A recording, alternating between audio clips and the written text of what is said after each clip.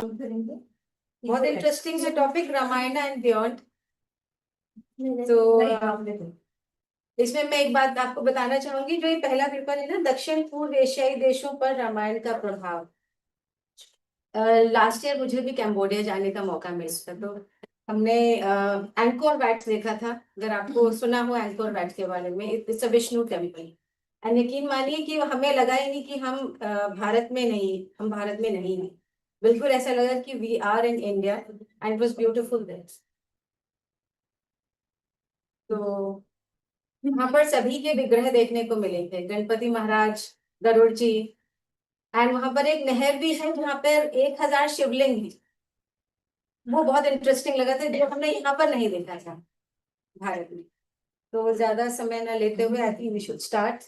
सो पहला है दक्षिण पूर्व एशियाई देशों पर रामायण का प्रभाव। भाग्यश्री। सुप्रभातम। जय सियाराम। नमः सभायै सभापतयश्च। मेरा नाम है भाग्यश्री भलवतकर, मोजी जेठा स्वायत्त महाविद्यालय जलगांव महाराष्ट्र में मैं संस्कृत विभागाध्यक्ष हूँ और मेरे विषय का नाम है दक्षिण पूर्व एशियाई देशों पर रामायण का प्रभाव। संस्कृत न केवल भारत की अपितु विश्व की भाषा है। वसुधैव कुटुंबकम सर्वे सुखिनः सन्तु जननी जन्म भूमिश्च स्वर्गादपि गरीयसी, यह संकल्पना नैतिकता हमारे साहित्य में दिखाई देती है।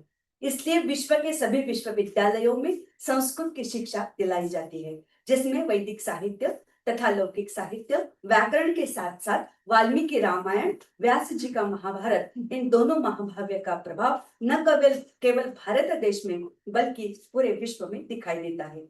एशिया देशों में जैसे कि थाईलैंड, कंबोडिया, इंडोनेशिया, चीन, नेपाल आदि देशों पर हजारों वर्ष से इन महाकाव्यों का विशेष प्रभाव पड़ा है। वर्तमान में उपलब्ध संस्कृत में 427 संस्करण में वाल्मीकि रामायण सबसे प्राचीन है। भारत में रामायण के कई भाषाओं में लिखा गया, जिसमें तुलसीदास जी का रामायण विशेष रूप से प्रसिद्ध है। भारत में लगभग सभी भाषाओं में रामायण काव्य की रचना की गई है। अपभ्रंश भाषा में जैन रामायण लिखी गई है। विद्वानों का मत है कि रामायण का कालखंड ईस्वी सन पूर्व 300 शतक होना चाहिए। भारत में रामायण पर 30 टीकाएं लिखी गई है, जिसमें कटक द्वारा लिखी गई टीका सबसे पुरानी मानी जाती है। रामायण एक ऐसा काव्य है, उसका प्रभाव भारतीय जनमानस पर दिखाई देता है। ऐसा कोई घर नहीं कि जिनमें राम कथा बताई नहीं जाती। एशियाई देशों में रामायण का गहरा प्रभाव देखने को मिलता है। जैसे कि हमारा पड़ोसी देश नेपाल में भानुभक्त ने ईस्वी सन 1840 में रामायण की रचना की। वाल्मीकि रामायण के नायक राम की पत्नी सीता नेपाल के जनकपुर के जनक की पुत्री है, जिससे भारत और नेपाल के सांस्कृतिक विनिमय और पारंपरिक राजनीतिक संबंध प्रस्थापित है। थाईलैंड में रामायण को रामकियन कहा जाता है और थाईलैंड का वो राष्ट्रीय ग्रंथ है। थाईलैंड के राजा स्वयं को राम के वंशज मानते हैं।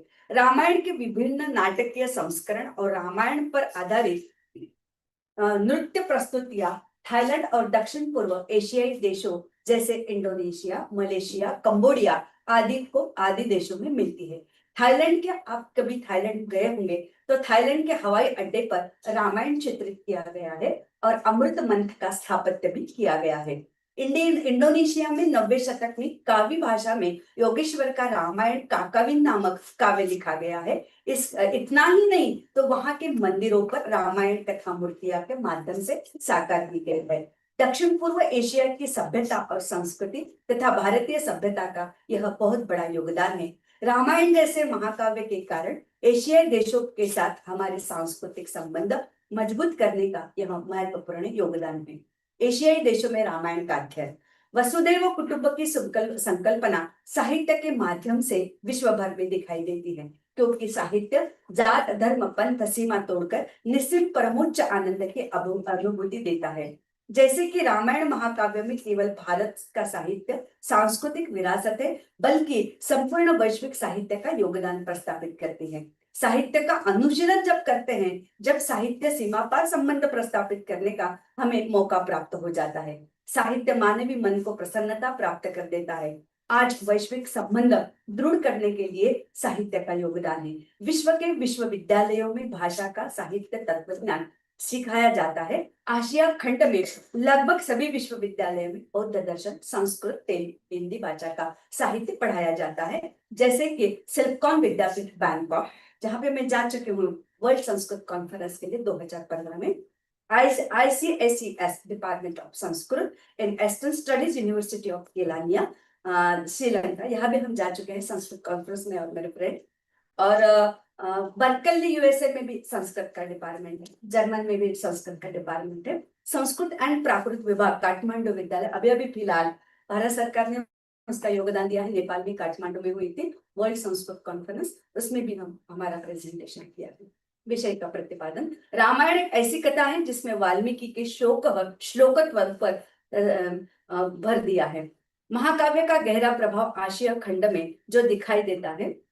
रामायण यह कथा लोक भाषा के माध्यम से राजमहलों के मंदिरों में विद्वानों के पोथियों से निकलकर सामान्य जन की कुटिया तक पहुंच गई है। भारत में लगभग 300 रामायण पर आधारित रामायण है। जहां तक भारतवर्ष की हम बात करते हैं तो रामायण के सभी भाषा में अनुवाद हुए, जिसमें 11वीं और 12वीं शताब्दी में तमिलनाडु में कंब रामायण, केरल में से राम वर्मा लिखित रामचरित, तेलुगु भाषा में रंगनाथ रामायण, कर्नाटक में नागानंद पंप की पंप रामायण, गुजरात में गिरिधर दास की गिरिधर रामायण, उड़ीसा में बलराम दास कृत रामायण, आसाम में माधव कंदली रामायण, अवधी में तुलसीदास कृत तुलसी रामायण, मराठी में एकनाथ कृत भावार्थ रामायण, राजशेखर कृत बाल रामायण, गदी माडगुळकर का गीत रामायण, श्रीधर का राम विजय आदि भी भाषा में लिखा गया, जिनका सभी का मूल स्त्रोत्र वाल्मीकि रामायण है। जहां यह जानकर बड़ा आश्चर्य है कि भारत में अपभ्रंश और प्राकृत भाषाओं में की रचना जैन रामायण के अतिरिक्त प्रायः सभी भारतीय लोक भाषाओं में राम कथाएं की रचना पूर्व भारत में हजारों मील दूर तक इंडोनेशिया में वहां के रामायण की रचना हो चुकी थी। उत्तर भारत में रामचरित मानस जो तुलसीदास जी की रचना है, उसके पूर्व लगभग 700 वर्ष पूर्व इंडोनेशिया का यह महाकाव्य लिखा जा चुका था। यह एक सुखद आश्चर्य है कि जब 9वीं शताब्दी में महाकवि योगेश्वर ने रामायण काव्य की रचना की गई थी। लगभग उसी काल में इंडोनेशिया में मध्य जावा क्षेत्र में मंदिरों के बाह्य भित्तियों पर संपूर्ण रामायण की कथा मूर्तियों के माध्यम से प्रस्तुत की गई है, जो रामायण काव्य पर आधारित है। भारत के बाहर आशियाई देशों पर रामायण संस्कृति को प्रचार में महाकवि योगेश्वर का काव्य का योगदान महत्वपूर्ण है। वाल्मीकि रामायण का एशिया देशों पर प्रभाव, इक्ष्वाकु कुल के राजा राम की कहानी एक राजकुमार और उनके लंबे नायकत्व से भरे सफर की कहानी है।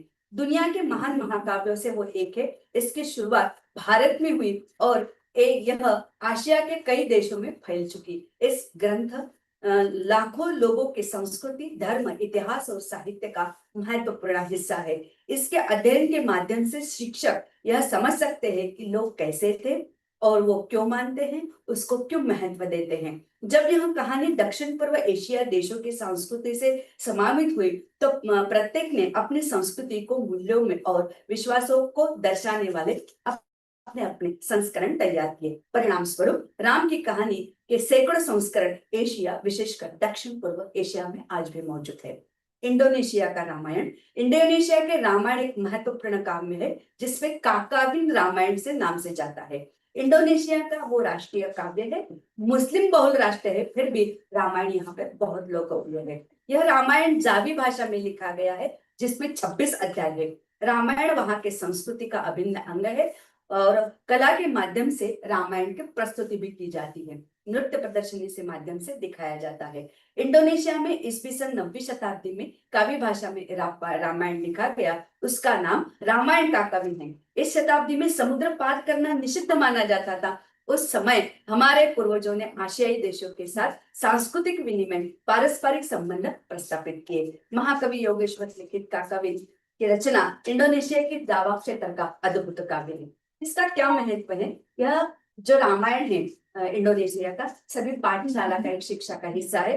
इसका प्रदर्शन रामायण कथा का जो है वो जावा और बाली पारंपरिक नृत्य नाटिका द्वारा प्रस्तुत किया जाता है। पात्र कैसे है? जैसे कि दशरथ का नाम विश्वम जन है, जिन्हें शैव अनुयायी माना जाता था। नौसेना के अध्यक्ष लक्ष्मण थे और हनुमान इंडोनेशिया का सबसे लोकप्रिय पात्र है।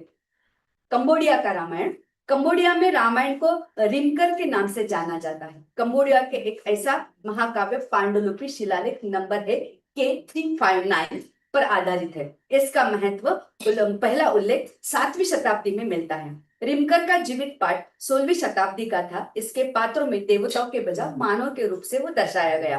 कंबोडिया का राष्ट्रीय काव्य है। राम का विशेष महिमा बताया गया है। खमेर शास्त्रीय नृत्य के द्वारा प्रस्तुति की जाता है।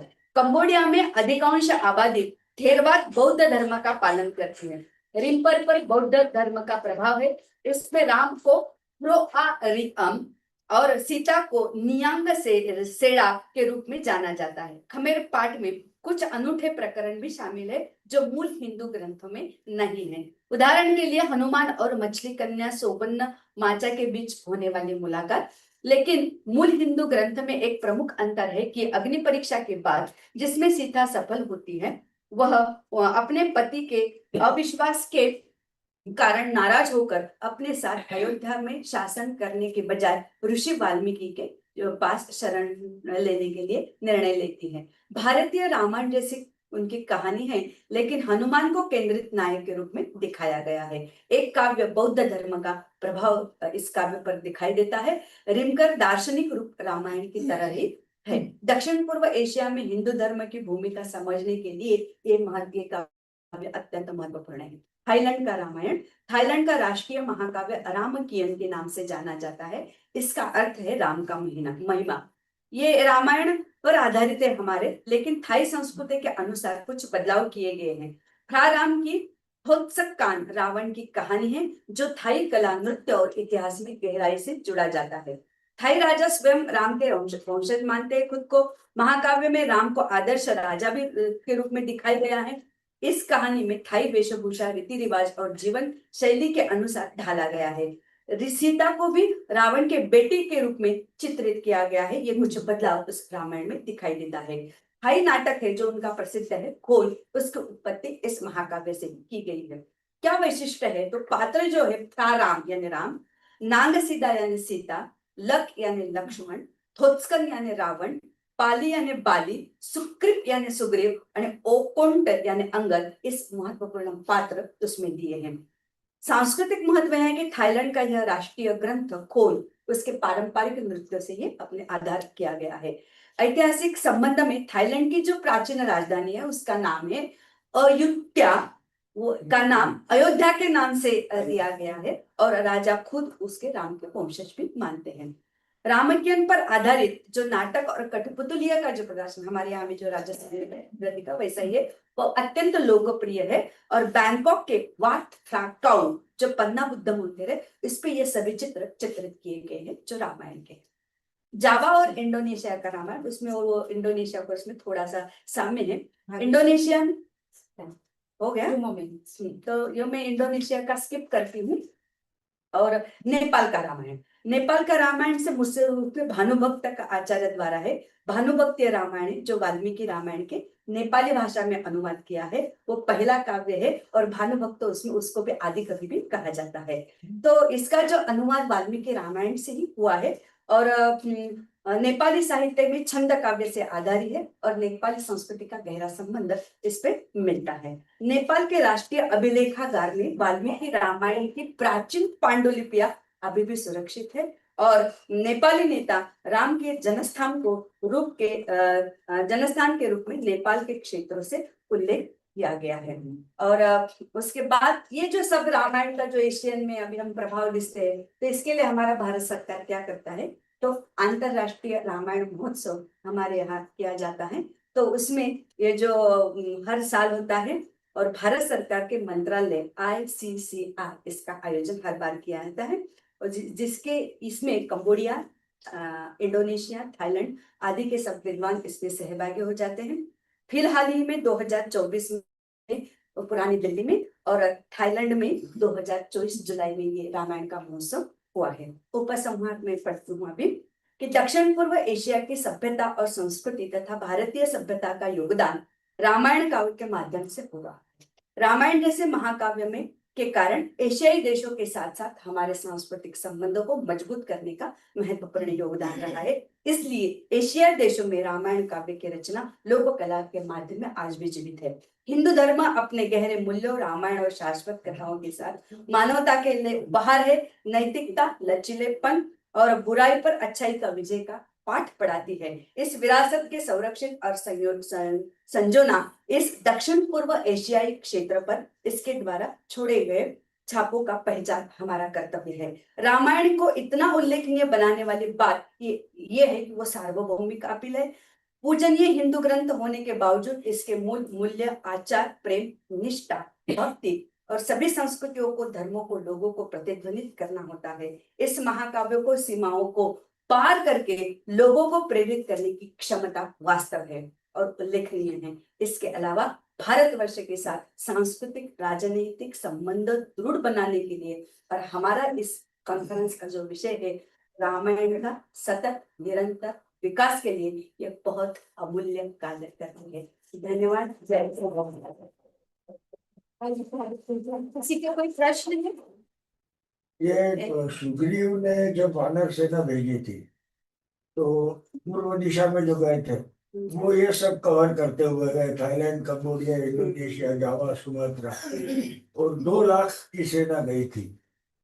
तो क्या उनकी वजह से वहां पे कुछ लोग रह गए होंगे उनमें से वहां पे, और शायद उनने रामायण को ऐसा कुछ पॉसिबिलिटी है जानते हैं कि जैसे कि इंडोनेशिया में और ये भी, यहाँ पे हम थाईलैंड भी गए थे तो वो वहां पे गणपति के मंदिर है, ज्यादातर लोग हिंदी बोलते हैं, वो राम को मानते हैं, तो ऐसा ज्यादा फील नहीं होता है वो गोरे लोग छोड़े तो कि भाई हम भारत के बहुत ज्यादा बाहर है। तो ये जो फीलिंग है वो मुझे ऐसा लगता है कि ये जो हमारी सांस्कृतिक विरासत है जहां तक पहुंच गई, जैसे कि हमारे यहाँ भी थोड़ा रामायण का कम होता है, लेकिन उनको तो यहाँ जैसे कि हमारे दशावतार करते हैं ना, उस तरह हर महीने में उनकी लोक कला का रामायण जो वो दिखाई देते हैं समाज में, इतना प्रभाव है। थोड़ा धर्म अलग हो फिर भी जो रामायण महाकाव्य जो है वाल्मीकि का जो प्रभाव है, तो इतना प्रभाव है उसका कि न केवल हमारे मन में जैसे कि हम सब राममय हो गए, वैसे उन्होंने दुनिया को भी राममय कर दिया है, इतना प्रभाव हमारे। और इससे मुझे ऐसा लगता है कि जो देश के संबंध जो थोड़े बिगड़े हुए होते हैं यानी, तो उसको मुझे ऐसा लगता है कि साहित्य वो पकड़ के रखते हैं, वो दृढ़ बनाते हैं। तो यही योगदान एशियाई देशों पर। और आजकल तो सभी फिर भी इन देशों से भारत के संबंध अच्छे क्यों नहीं है, प्रगाढ़ क्यों नहीं है? अच्छे, अभी तो मैं जब नेपाल गई तो सब भारत सरकार ने बोला है, ये तो एक पॉलिटिकल एस्पेक्ट हो जाएगा सर। हाँ, और एक बात मुझे बताइए आज की डेट में government didn't do anything for doing this. Now at least government has started acting. बिल्कुल बिल्कुल। अभी मैं जून में गई नेपाल में, भारत सरकार ने बहुत बड़ा योगदान दिया है।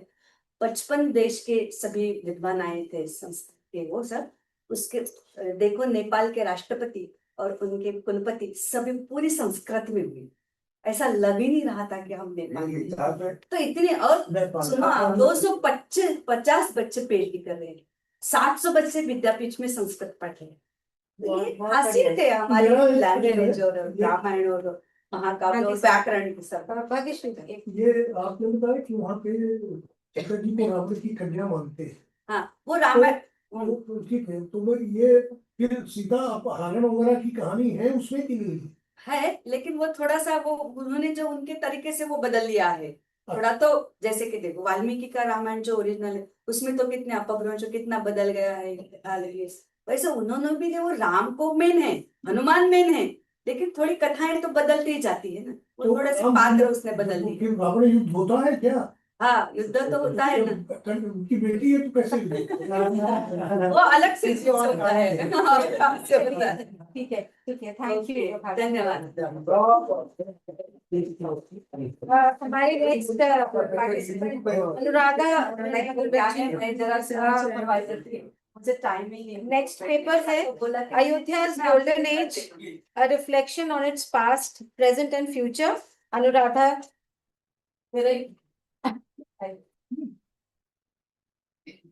Namaste, good morning everyone, and Jai Sri Ram.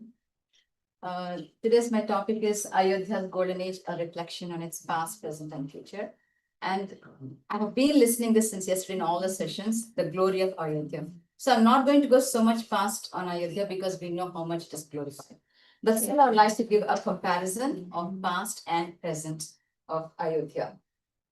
So basically, why am I calling Ayodhya as a golden age? Golden age is termed based on few components: political stability, peace, economic growth, science and technology, rise of creativity, artistic speak, cultural practices. Political stability is the most important thing. If the politicals, they are stable, then that means there are no internal conflicts, no external conflicts, and no inner conflicts. Inner conflicts here is the mind, the conflicts in the mind. So that ruler only will be able to balance in the nation and with the other nations. That means there is peace. So the peace means the people are happy there. When people are happy, then there is economic growth. Economically, when there's growing, this means so much surplus budget is there. When the budgets are in surplus, then they'll go for the development in science and technology first. Why? Because science and technology is going to be on two bases. One is innovation based on necessities, and the second will be on exploration. So, for example, we can take our own thing. Innovations are necessity based. We just had COVID recently.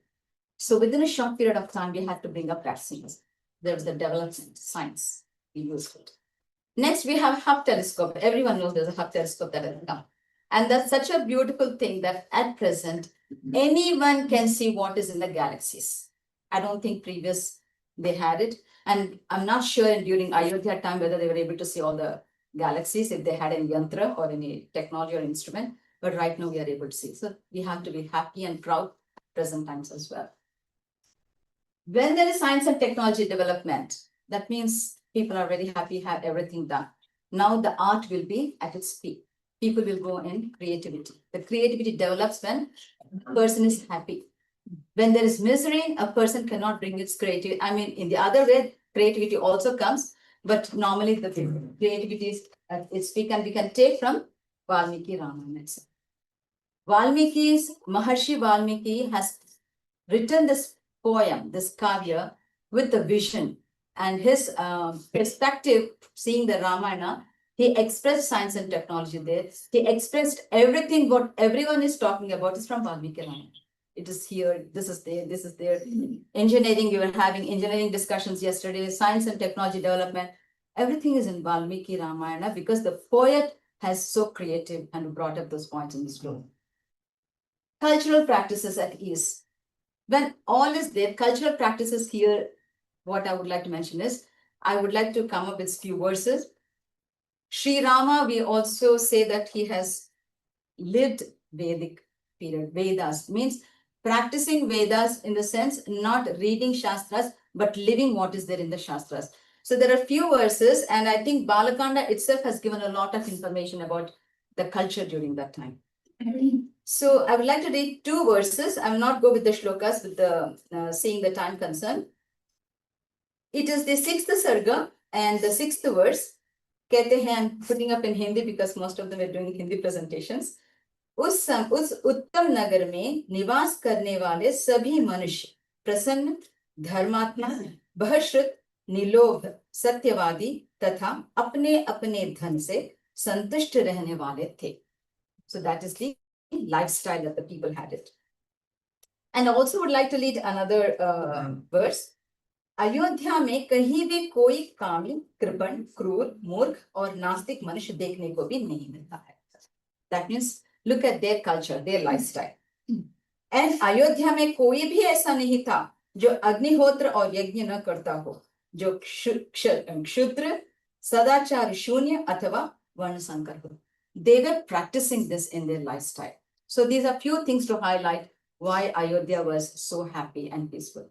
Let's go into the present situations. Political instability. Because of political instability, why did we get that instability? Is because when anything, it's a nature. When something goes at peak, it has to come down, whether it be any field. So I think we were at the peak and then it started coming down because there was inner conflicts. Things were going in out, kleshas were coming in, greediness, jealousiness. That took the route to this instability, which means political leaders had become greedy and wanted to have only power. Definitely peace will get disturbed. So at present, economic growth, at present, I'm taking literally like at present, though past, we were not that well in finance. After the independence times, I think we are in the climbing ladder. I think as recently, India is going to be fourth position in the world, I think. Third or fourth position. Creativity is still there, but it's not at its peak because yes, there are so many people who are fighting for survival. When a person is fighting for a survival, creativity will not emerge there, at its peak. Cultural practices, we know how cultural practices are. There is no stability. We don't know what our culture is, honestly. So here at present, I can say that America is governing the world. Past, Ikshwaku rulers were governing the whole world. And right now, America is governing the whole world. It might be the right way or the wrong way, but they are governing the world. All people are running to America. All people wanted the products of America. So what we have to learn, my focus is how can we make our future? It's not about the past, it is over. Present, whatever we have under our control, only we can do it, but only we can focus for the future. So how can we make our future better into a golden age with all those factors? So I would like to focus on few things here. First thing is the basic amenities. Unless we have the basic amenities on a full stretch, we will not go higher there. Food is the most important, and then comes shelter and then education. How can we go ahead? Whenever I'm going around, what I see is more hospitals. Wherever we go on the streets, there are hospitals. How can a nation be developed when there are more hospitals? So there's a first sign that the nation is not developed. Let us take even America or European, wherever we go, we see only hospitals. The nations are not developing there. Shelter.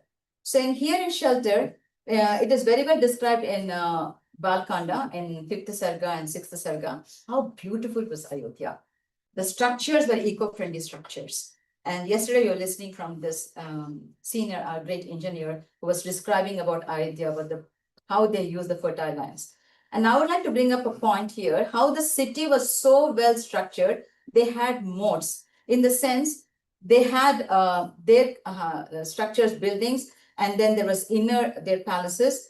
And from the outer country, they had moats, means they had deep water that will protect from the enemies to enter. And how was the boundary wall? They had sal trees grown up on the wall, which is very important. Why? Because the sal trees are eco-friendly. They give out more oxygen and they are beneficial for healthy. So these are the factors in our real lifestyle we have to take into consideration. So we have to make an eco-friendly houses even now. We are doing a running race and taking up whatever is happening, we are accepting it. We have lived our lives to a certain extent, the seniors and middle-aged people, but we have to focus for the future. So I'll come up one, which is happening, organo villages. What are these organo villages, which has already come up? In Karnataka, in Bangalore, there's a scientist whose work has been approved by the government. And so what they do is they're not using cement. They're not using any other chemicals there in building up. Wherever they buy a plot, they dig the mud at that place and they're building up mud houses. Why? Because you don't need air conditions and you don't need heaters. Why? Because whenever you open up a refrigerator door, I think most of you all know, a freon gas comes up, leaks out. And even gas stoves, which is not good. Whenever you on the gas, a freon gas is coming out, which is not good. And in this situation, Singapore, I think we should appreciate because Singapore is one of the nations which has made electrified stoves. They don't use gas stoves anymore, most of them. And it's happening in other nations. So this is what the development is. We have to move towards that where we can avoid these things and come into an eco-friendly system. So organo villages here, the property includes 70% green area. Whatever area we have taken, 70% of the area has to be greenery. Comprising of gardens, farmland, greenery and biofencing. These organo villages, in my study, I have found in few places in North India, but it is rapidly coming up in Karnataka and in Hyderabad. And I did go and study those places also. The main feature of those communities is they have farmland, their own farms, they have their own organic vegetable growth, they have their own dairy farms, so they have their own pure cow milk. And the houses are structured in such a way based on geographical location, how the wind directions are, and the sun rays. So that is so important here. And they have all the centers. And here again, I would like to quote, in the past, in Ayodhya, women were given a very high priority role. They had their own independent theaters, they had their own clubs, and they were they have given a very good position there. So now also we have to give the same situations at the present. And pollution, we have to come up with views and ideas how we can do it. So the point is, I would like to sum up here. How are we going to go into future is more important than glorifying always the past. But what we can learn from the past is why Ikshwaku rulers have governed the whole earth and why we are not able to do it. So just now I mentioned the lifestyle of people in Ayodhya. So we have to adopt those things. Only then it can come up into that feature. So this can happen only on lifestyle and education system. We are doing conferences and we are talking so many things. I think conferences have to go more on what are the processes we can make out to introduce in the education system. That is more important. Layout strategies, if USA is governing, let's learn what is that marketing strategies or what are the strategies they are using to be in a top situation. We have to copy some things like that, but not copy things that will take us to a downgrade lanes. So I would like to end my session here saying this, because the rulers play a key role in making a period as a golden age. So that means we have to develop leadership development right from education system to bring up leaders like that. And also I would like to come, they have looked more onto their mind, where in Yoga Darshan it says that a mind is world, universe. And detach the mind from the world only through Vairagya. That is yoga. And once the mind is detached, then what state it is? It is in its own self state. So once it is in its own state itself, then that means through knowledge, it can reach the creator, Paramatma. Very important triangle. So what it is our choice, whether we would like to be in the world or go into self-realization or travel and have a moksha dwar. Here is the major difference. Ikshwaku rulers had this knowledge. They had self-realization. That's why they were able to balance the whole world. I think we have to at least start imbibing certain things from there. And my closing line would be, Kausalya Supraja Rama Purva Sandhya Pravartate Uttishta Narashardhula Kartavyam Daiva Manikam. This is the shloka, kind of a awakening call that Vishwamitra says to Sri Rama. And we are using this only in the temples. So why are we asking the God? It is not to God, it should be for us. So the temples have to be learning centers. And I would like to say that this here, I would like to say, hey, he said, Sri Rama, hey, Narasreshth, say, hey, let us all belonging to the soil of this Bharat Sanskriti, make it proud by focusing for our future development, doing all the Deva Karyas. And thank you so much for giving an opportunity.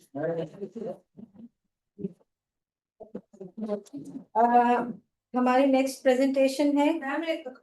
Oh, sorry, please. Sure.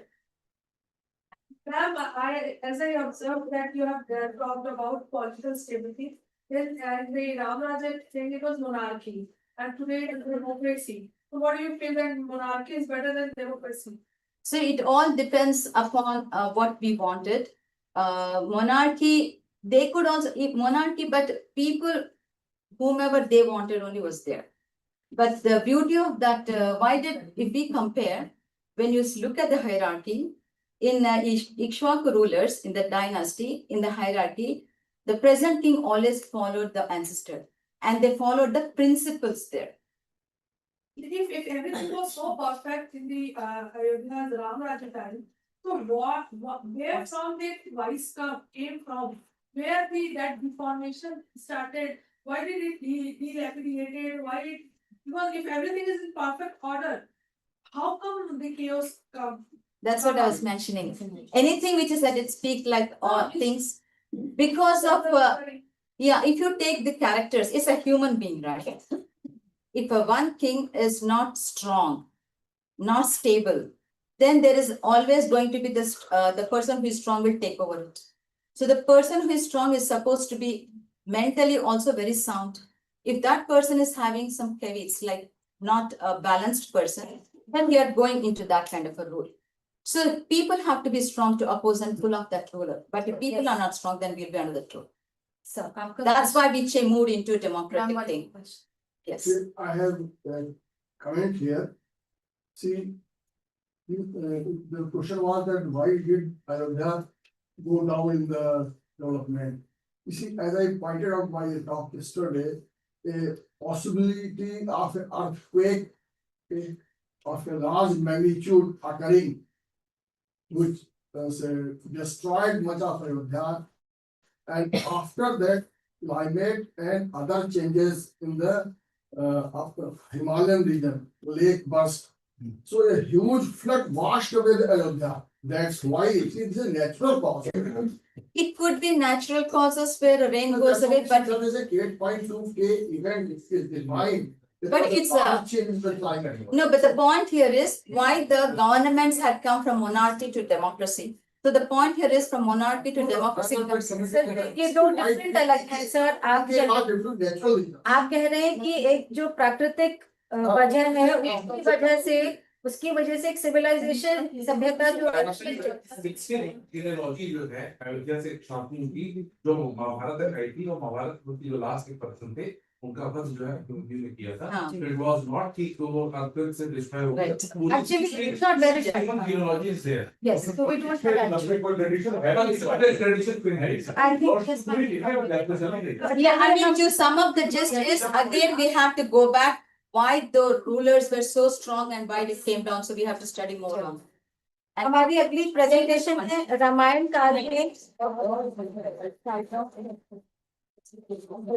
काल में संगीत और अवनद्ध का महत्व। It is by सीमा विजय। तो विनय तो मेरे ख्याल से अवनद्ध का हुआ जो चमड़े के जो वाद्य रहते, so we have some information. नमो नमः। सभी राम भक्तों को प्रणाम। मैं सीमा विनय भारंबे। रामायण काल में संगीत और अवनद्ध का महत्व। अंधेरी वामनराव मुलींचे विद्यालय जळगाव, यहाँ पे मैं संस्कृत टीचर हूँ। महर्षि वाल्मीकि कवि के साथ उच्च कोटि के गायन विद्या और वादन विद्या के भी मर्मज्ञ थे।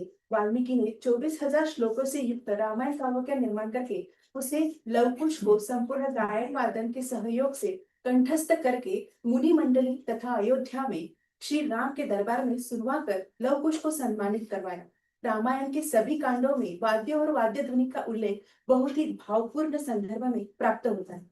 अवनद्ध अथवा चर्मबद्ध वाद्य में दुंदुबी, मूरज, पनव, मृदंग, चेलिका, रणभेरी, धौसा, पटह, डिंडी, आडंबर, मड्डुक आदि का उल्लेख रामायण में है तथा अवनद्ध वाद्यों का वादन जिस दंड से किया जाता है उसके लिए कौन सज्ञ। मैं यहाँ वाद्य की जानकारी महत्व प्रस्तुत करने का प्रयास कर रही हूँ।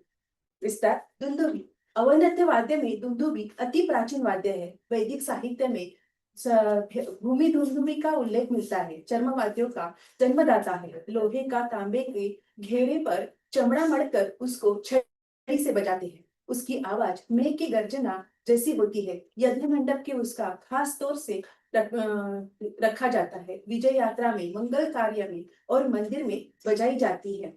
बालकांड के 5वें सर्ग में अयोध्या नगरी के वर्णन में विभिन्न प्रकार के वाद्यों का उल्लेख इस प्रकार किया है।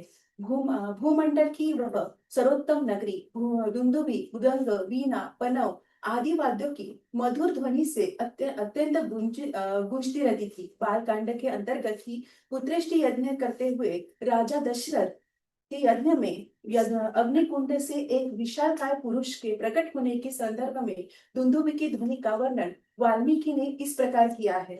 उनकी अंग कांति काले रंग की थी। उसने अपने शरीर पर लाल वस्त्र धारण कर रखा था। उसका मुख भी लाल ही था। उसकी वाणी से दुंदुबी के समान गंभीर ध्वनि प्रकट होती थी।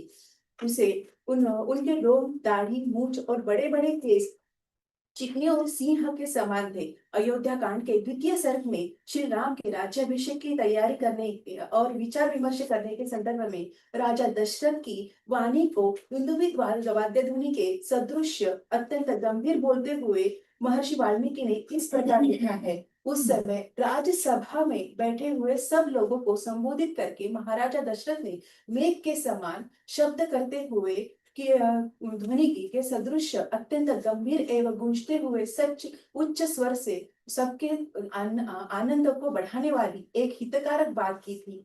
अरण्यकांड में सीता हरण के पश्चात रावण जब सीता जी को लेकर लंकापुरी पहुंचता है तो उसके महल में दुंदुभी की मधुर घोष का उल्लेख इस प्रकार है। उस महल में दिव्य दुंदुभी का घोष होता रहता था। उस अंतपुर को बताए हुए सुवर्ण के आभूषणों से सजाया गया था। रावण सीता को साथ लेकर सोने के बनी हुई सीढ़ी पर चढ़ा। उत्कृष्टि यज्ञ का पौराहित्य करने के लिए ऋष्यशृंग को लेकर जब दशरथ ने नगर प्रवेश किया था तब शंख दुंदुभी के निर्घोष से उनका स्वागत किया गया था। रामचंद्र के वनवास से लौटने पर वादित्र कुशल व्यक्तियों ने शंख और दुंदुभी की से उसका स्वागत किया था। राम ने के अयोध्या लौटने के समाचार प्राप्त होते ही भरत ने आदेश दिया था कि व्रत पुरुष संगीत के साथ देवताओं को यथाविध अर्चन करे। जब भरत ने राम से भेंट करने के हेतु नंदीग्राम के लिए प्रस्थान किया तब शंख और दुंदुभी की ध्वनि तथा बंदियों के स्तुति गान के प्रस्थान मंगल का आयोजन हुआ था। मूरज मर्दल के समान उस पर उसे समान पर उसे छोटा होता है। इसका बायां मुख 8 उंगली और दाहिना मुख 7 उंगली चौड़ा होता है। इसकी लंबाई एक साथ से कुछ अधिक होती है। बजाने वाले रस्सी के इसका गले में लटका कर बजाते हैं। इसकी बाई ओर भी मसाले यानी शाही का लेप रहता है। पनव एक ढोल के समान होता है। पनव के 2 मुख कोमल चमड़े से मढ़े जाते हैं जिन्हें सुतली से बांधा जाता है। सुतलिया का वह गस्सा कुछ ढीला रखा जाता है। इसके बाएं हाथ से मध्य भाग को दबाकर तथा ढीला कर आवश्यकता अनुसार ध्वनि निकाली जाती है। श्री राम का वनवास होने पर राजा दशरथ के यहाँ पहले विभिन्न वाद्यों की मंगल ध्वनि लोगों को हर्षित करती थी, वही विलाप और रोदन से व्याप्त हो गई। इसका वर्णन महर्षि ने इस प्रकार किया है। राजा दशरथ का जो भवन पहले मूरज पनव आदि वाद्य के गंभीर घोष से गूंजता रहता, वही विलाप और रोदन से व्याप्त हो संकट में पड़कर अत्यंत दुख में प्रतीत होने लगा।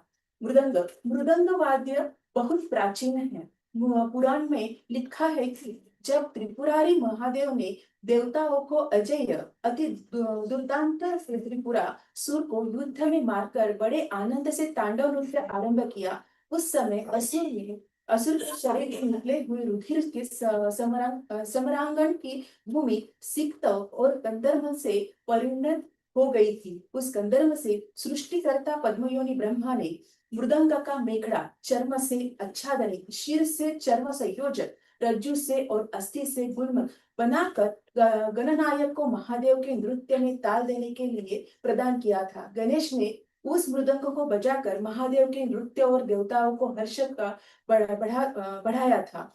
इस वाद्य का प्रधान अंग मेखड़ा ही है जो मिट्टी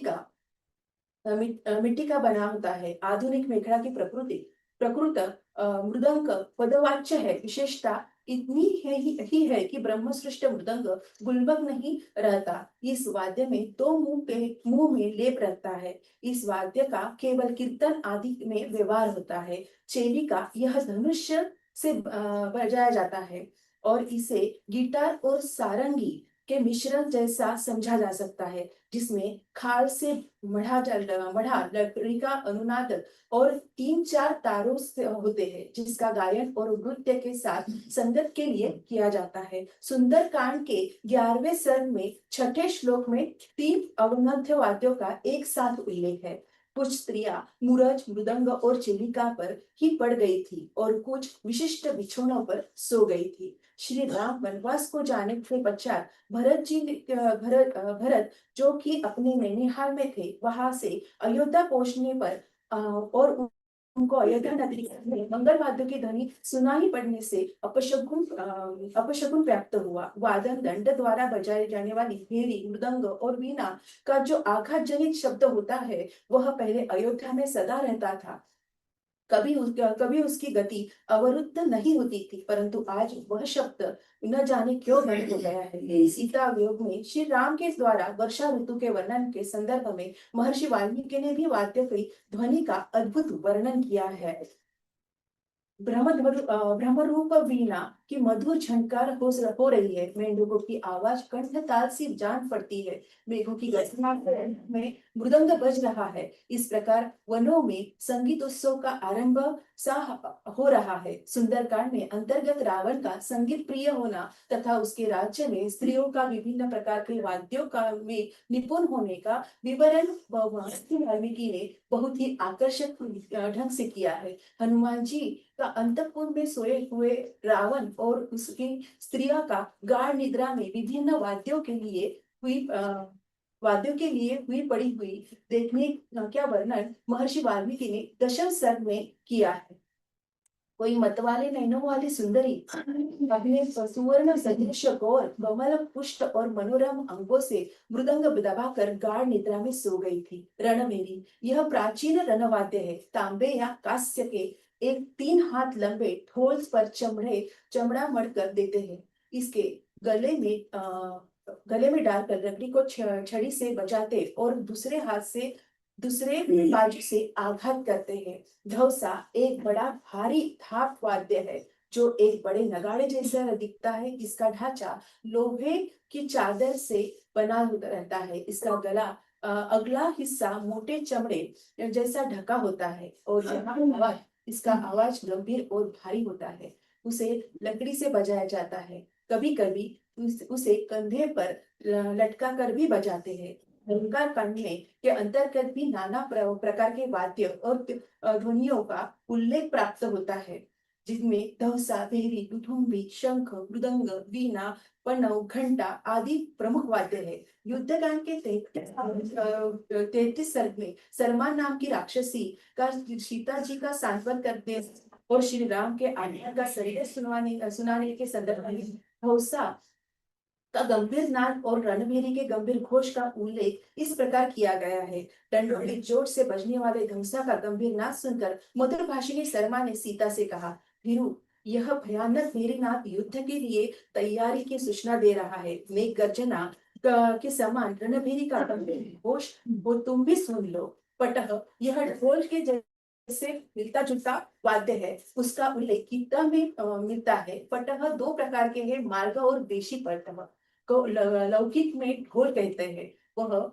टंके से बजाता है। राज्यसभा और मंगल प्रसंग पर उनका बजाते हैं। सुंदरकांड के 10वें सर्ग में 39वां श्लोक में उल्लेख है, कोई सर्वांग सुंदरी एवं रुचिर कुचो वाली पापनी पटहवाद को अभी अपनी नीचे रखकर सो रही है। मानो चिरकाल के पश्चात प्रियतम को अपने निकट पाकर कोई प्रियसी उसके हृदय से लगाकर सो गई है। डिडम्ब, आडंबर, मड्डुक। डिडम्ब यह खंजीर जैसे वाद्य है जिसका उपयोग शंकर की आराधना में होता है। भक्तजन भी इस वाद्य का उपयोग करते हैं। सुंदरकांड में कहा है कि इस वाद्य से प्रेम रखने वाले कोई स्त्री उसको लेकर इस प्रकार सोई थी कि जैसे कोई स्त्री अपने जवान बच्चे को लेकर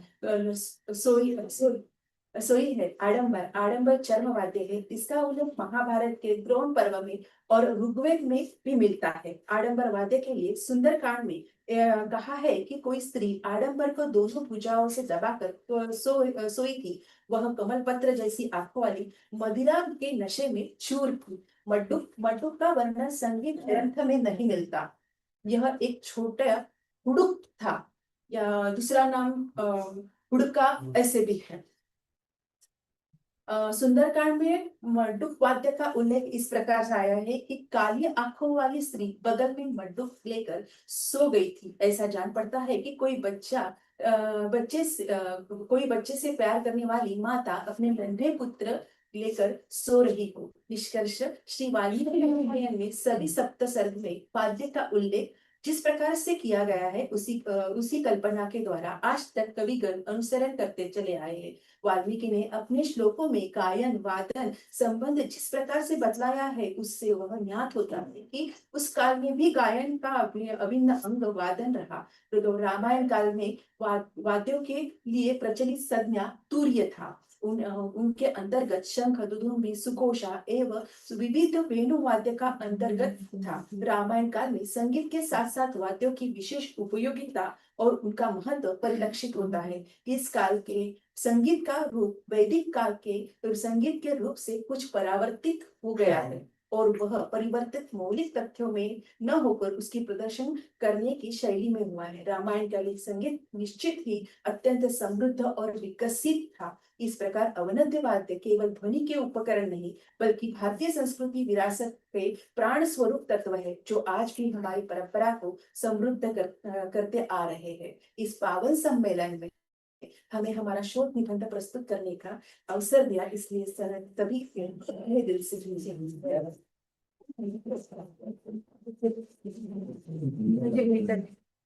एक प्रश्न है कि अभी उत्तर भारत में या भारत में ढोल या ढोलक वाद्य यंत्र बहुत प्रचलित।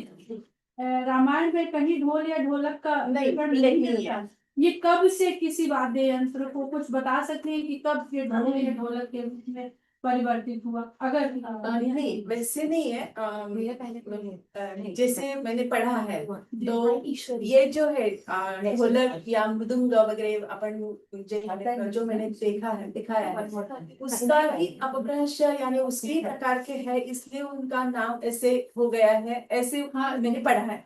हाँ, कोई शब्द ऐसा संस्कृत में या नाट्य शास्त्र में सिर्फ गर्ल्स में डाला है और संगीत शास्त्र में भी ऐसे ब्रैकेट में ही डाल के दिखाया है। इसको ये बोलते हैं तब ही ढोलक हाँ मृदंग ही नहीं पखवाज अच्छा पखावत का बना है। हाँ पखावत जब दो भागों में हटाया तो तबला तबला हो गया। हाँ अच्छा ये जो आपने गाना वाक एक यंत्र का बताया चेलिका तो वो सारंगी नहीं सारंगी नहीं है। सारंगी जैसा है मिश्रित है वो। अच्छा मैंने बोलते समय बोला कि मिश्रित है। ये जो हुड़का है ये डमरू है क्या? डमरू का छोटा रूप है।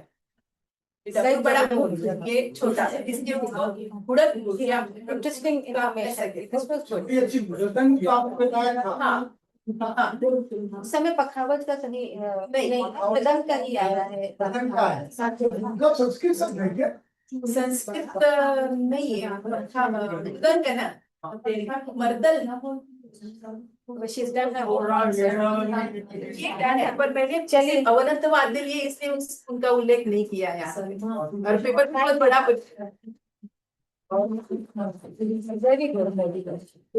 हमारे हमारी अगली प्रेजेंटेशन है एक्सक्यूज मी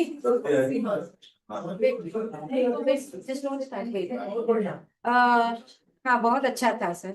तो हमारी अगली प्रेजेंटेशन है टॉपिक है Putra Kameshti Yajna and continuity of creation in Ramayana and beyond. अभी बियॉन्ड तो जरूरी है क्योंकि आजकल भी पुत्र प्राप्ति के लिए बहुत कुछ किया जाता है, एक तो होना ही चाहिए।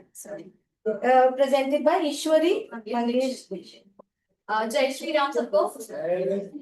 My name is Ishwari Dixit and my topic is Putra Kameshti Yajna, continuity of creation in the Ramayana and beyond. So we have read and reread the Ramayana countless times, immersing ourselves in its narrative, its dharma, and the exemplary life of Rama. Yet amidst this familiarity, there is a striking detail that often escapes our notice. Ram and his brothers were not born in the ordinary human manner. Their birth was the result of a deliberate and divinely oriented sacrificial rite performed by their father, King Dashrath, the Putreshti Yajna. While the epic vividly describes the circumstances leading to the ritual, it provides no explicit account of the precise procedure, mantra, or liturgical structure of the Putreshti itself. We refer Rama as Maryada Purushottam, the embodiment of righteousness, yet the foundational event enabling his very incarnation remains largely unstated in the textual tradition. In this overlooked origin, the sacrificial context that shaped the birth of Ram and his brothers that forms the central focus of this paper. by examining the conceptual, ritual, and textual dimensions of the Putreshti Yajna. The study seeks to illuminate the ritual logic that underlies one of the most significant words in our civilizational memory. So, what is Putreshti Yajna? Putreshti, also called as Putrakameshti, is a Vedic sacrifice performed with the specific purpose of obtaining progeny, especially a son. It is a Kami Yajna, meaning a desire-motivated rite undertaken by individuals or kings who wish to continue their lineage. In this ritual, offerings such as ghee, grain, sacred herbs are placed into the fire while mantra-invoking gods connected with creation, like fertility and prosperity are recited. The Putreshti is best known through the Ramayana. The birth of Ram and his brothers in the Valmiki Ramayana. Ramayana, which is revered as Smriti Grantha, narrating the life and ideas of Sri Ram. The Putreshti Yajna holds a central place at the very beginning of the narrative. King Dashratha, troubled by the absence of an heir, performs the Putreshti under the guidance of sage Rishyasringa. The sacred yajna, intended specifically for the attainment of progeny, becomes the divine cause for the birth of Ram, Lakshman, Bharat, and Shatrughan. King Dashratha, distressed by childlessness, resolved to perform the Ashwamedh and asked Sumitra to summon his priest. Sumitra then recalled an old account narrated by Sanat Kumara, describing how Rishyasringa, the celibate of Vibhandaka, was destined to play a role in the queen's quest for sons. Nanyam janati viprendro nityam pitranuvartanat dvaividyam brahmacharyasya bhavishanti mahatmat. The artha of the shlok is, Brahman the best, namely Rishyasringa, will always be abiding his father, and he will follow celibacy of two kinds, namely Pratatva and Prajapatya, one as a bachelor and the other after marriage, voluntarily distancing away from wife on certain forbidden days. This kind of self-imposed celibacy is one way of observing sustained family planning methods, instead of resorting to medicaments. Rishyasringa vanacharastapah swadhyaya sanyutah anabhidnyastu narinam vishayanam sukhasya cha. The artha of the shlok is, Rishyasringa is a forest dweller, absorbed in asceticism and self-study of Vedic scriptures, and he is not aware of women or of worldly matters or of even worldly pleasures. Under Rishyasringa's supervision, the Putrakameshti Yajna was performed with full ritual solemnity. The sacrificial fire was rekindled and oblations of milk, grains, and ghee were offered with chants invoking Agni, the divine meditator, and Prajapati, the generative lord of creation. During the sacrifice, there emerged from the sacrificial fire a mighty being. The divine being held a large vessel covered with a silver reed and filled with payasam, a preparation of rice, milk, and sugar. The Dashratha gave half of the portion of payasam to Kaushalya, half of the remaining to Sumitra, half of the remaining portion to Kaikeyi, for self of self. After the completion of the ritual, when 6 seasons had passed, the auspicious month of Chaitra arrived. On the Navami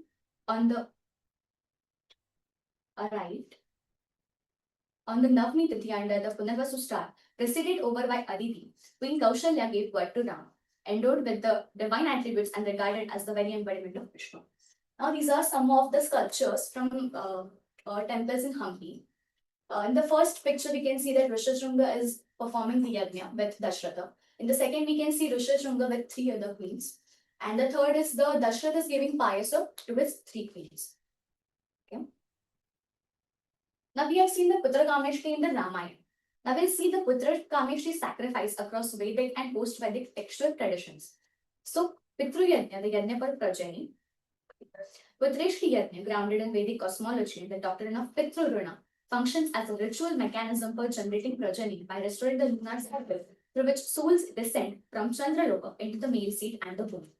The rite attracts ancestral essences likened to the moisture-joint Chandrakanta, substances such as milk, ghee, etc. And all are classified as lunar attractive and Vidya Chandrakanta. Performed fully within Pitru Shraddha. The doctrine of Putrakameshti in the Gopata Brahmana. The Gopata Brahmana prescribes a progeny rite to be performed when a Dikshit has a wife who is menstruating and ritually purified.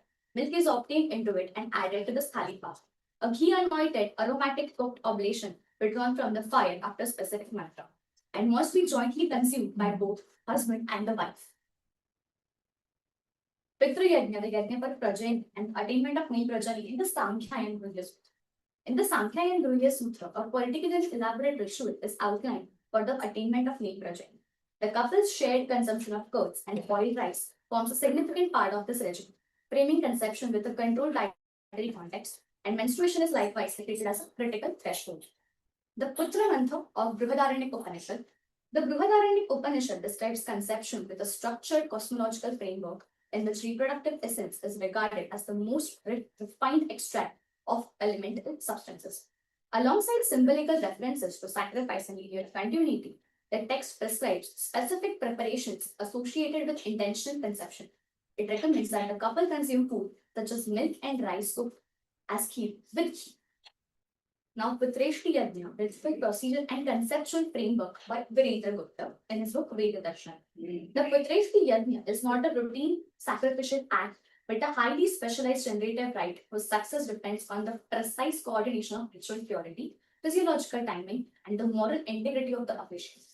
Though the Ramayana narrates that sage Rishyashringa performed the Putrakameshti Yajna for Dasharatha, no surviving text preserved the exact mantra or sequence employed in that event, indicating that such a rite cannot be replicated from epic narration.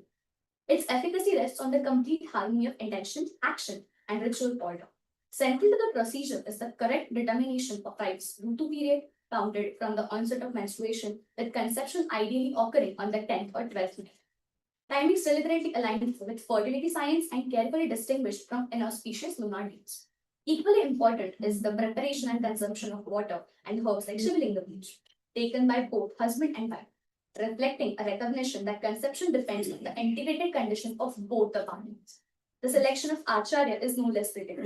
Only one possessing impeccable brahmacharya, truthfulness, and Vedic mastery is qualified. Hence, the choice of Rishyashringa.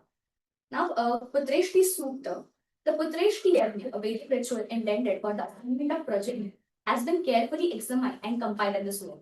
Drawing upon Rishyashringa's performance of the Yajna, the present compilation presents the Putreshti Yajna Sukta.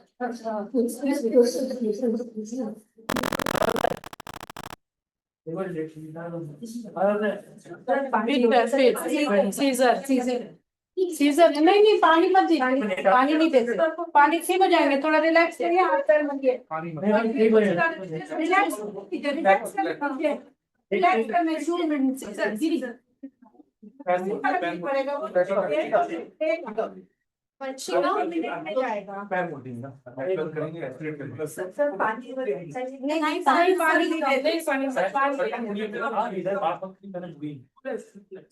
नहीं थोड़ा सा पिछड़ा हो गया अब नहीं करना है थोड़ा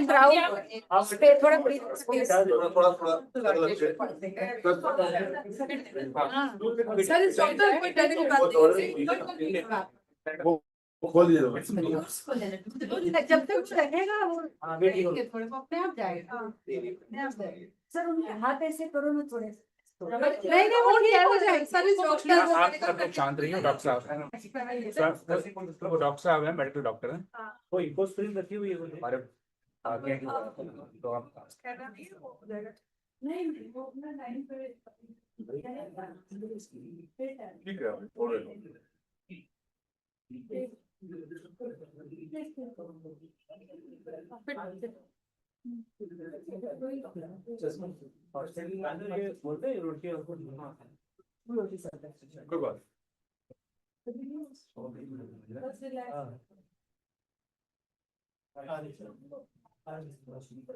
हॉस्पिटल में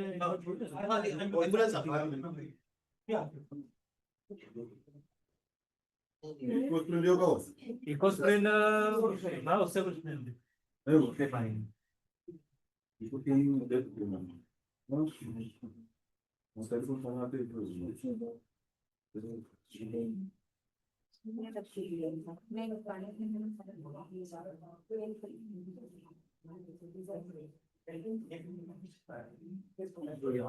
सेंटर जो होगा एम्बुलेंस आ रही है आपका सब लिंक कर नहीं सर कोई सीजर हाँ सीजर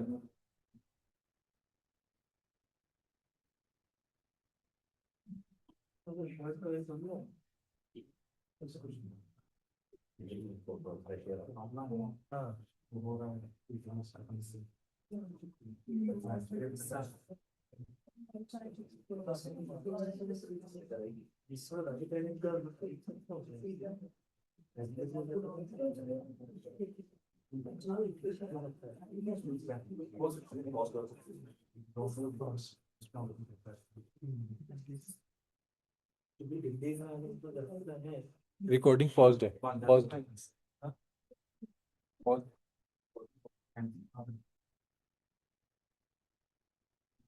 Recording paused. हमने पॉज कर रखी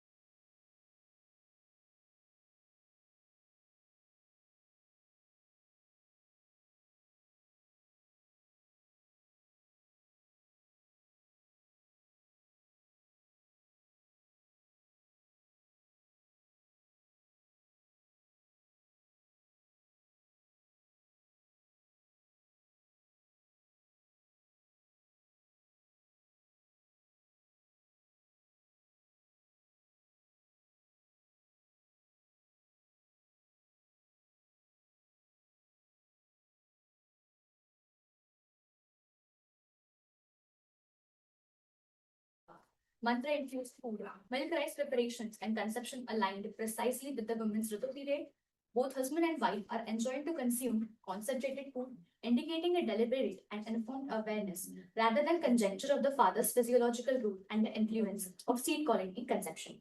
An insight that modern genetics now confirms from a methodological point. In this light, the Ramayana's Putrakameshri is not presented as a supernatural anomaly, but as an itihasa print illustration of an already mature Vedic reproductive science. Rishya shows exceptional purity and vocational discipline, ensuring ideal ritual conditions when the various elements like Vrishya milk, Vrishya herbs, shared concentrated food, fertility cycle timings, lunar correlations, and priestly competence are considered together. The Putreshti rituals stand out as effective not simply because it is narrated in an epic, but because it is rooted in a coherent and technically structured Vedic framework. Thus, the Ramayana reflects not mythic invention, but an inherited ritual knowledge, system grounded in cultural memory and precise physiological insight. Thank you. छोटी उम्र में कितना अच्छा topic बताया, that's incredible. किसी का कोई प्रश्न है? I think there's a compliment. I think at this stage she has picked up such a level topic. And I think we can see the signs. If we go on like this in more numbers, we can see a good future. Yeah. पर जितना आपने इसमें अभी research किया है, बताया है, इतना हमारे मानस में तो इन सबका उल्लेख इतना नहीं, बहुत छोटा सा है। वाल्मीकि रामायण अनेक ग्रंथों में है। जी जी जी। और इसमें और कौन सा सबसे बढ़िया ग्रंथ कौन सा है इसमें ज्यादा उल्लेख है पुत्रेष्टि का? पुत्रेष्टि का तो थोड़ा थोड़ा मिलता है। अभी गोपद ब्राह्मण में भी एक अध्याय है जिसमें कांड में एक छोटा सा रेफरेंस आता है। बहुत सारे पुस्तक है। अभी एक वीरेंद्र गुप्त नाम के एक ऑथर है, तो उन्होंने एक प्रॉपर पुस्तक लिखा है उस पे, पुत्र समस्या के लिए और these things। तो वहां पे उन्होंने डिटेल में दिया है जो भी चीजें होनी चाहिए और नहीं चाहिए। इवन ऋष्यशृंग का जो ये है कि वही क्यों चाहिए थे पुत्र कामेष्टि के लिए, why not other breasts? Yes. Even Vasishtha was there, Yes. so why not he? Why just Rishyashring? Because he already had a daughter. Yeah. Yes. पर आगे इसका सिर्फ ऐसा नहीं था कि पुत्री है तो पुत्र जी, आगे तो सिर्फ पुत्रों के लिए ही To continue काम the था। lineage. Ikshvaku वंश के लिए। Yes. ठीक है। Thank you everyone. Her name is Anvita Sarkar. She is from Bangladesh. जी? From No, Bangladesh. no, I'm from India only. You're not from Bangladesh. No. यहाँ international लिखा है, इंटरनेशनल लिखा है, पर सारे यहाँ पर national except for professor Om ji, ये मैं except for professor Om ji. Somebody go on this. तो आज का सेशन यही कंक्लूड करते हैं। बोले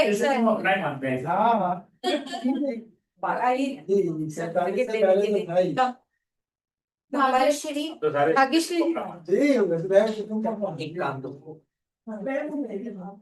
मुझे हटा सकते Turn off the clock. Right.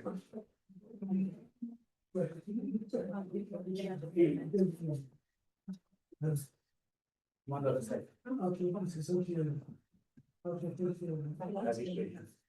Yes, sir.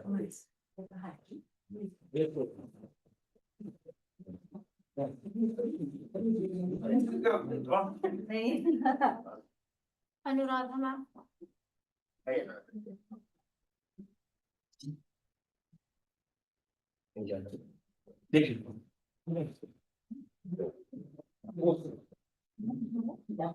Anuradha ji New York से सर्विस कॉन्फ्रेंस के लिए आएंगे।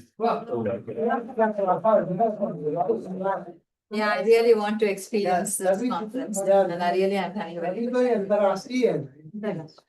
सीमा विनय पाल। आइए। इन्होंने जो बात हम सुनते हैं यार, आज उनके बच्चे रात में हाँ हम लोग ईश्वरी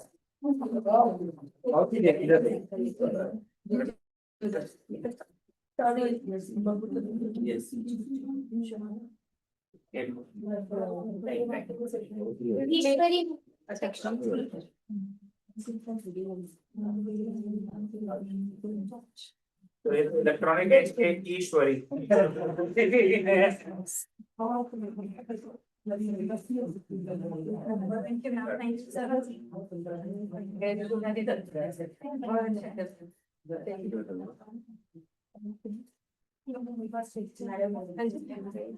अर्चना जी आई नहीं है। हाँ, she's not present. हाँ वो शिवाजी नहीं है बेटर ये मेरा ही। शिवाजी जी आई है शिवाजी सिंगापुर आप है आपके पैनल में कर लीजिए। ये IIT रुड़की की तरफ से Oh, amazing. Thank you. चलिए सब का आभार आपको आने के लिए और आप सब से प्रार्थना करें तो मुझे साहब स्वस्थ हो तो एक 10 सेकंड के लिए बस शांति से प्रार्थना करवाएं।